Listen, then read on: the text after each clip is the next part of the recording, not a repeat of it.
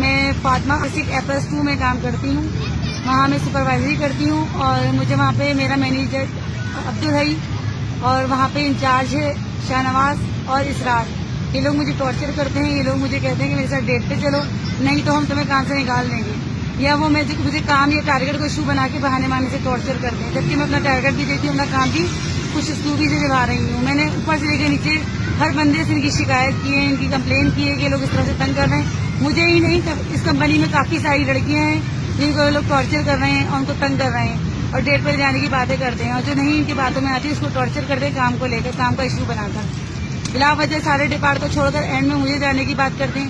پھر کہتے ہیں ہمارے ساتھ چائے پہ چلو, ہمارے ساتھ آئس کریم پہ چلو, اگر نہیں جاؤ گی تو تمہارے مسئلے حل نہیں ہوں گے. میں نے کہا میری اوور ٹائم کھولو, میری فکس چل رہی ہے, سب کے کھول دیے, میرے کھولو. تو وہ کہتے ہیں میرے ساتھ قاعدہ بات چلو, میرے ساتھ ادھر چلو, جو کام کمپنی کا ہے تو کمپنی کے اندر ہوگا کہ باہر جا کر ہوگا. میری گورنمنٹ آف پاکستان سے اپیل ہے کہ ہمیں انصاف دلایا جائے اور ہمیں ظالم لوگوں سے نجات دلائی جائے. آپ کی بڑی مہربانی ہوگی.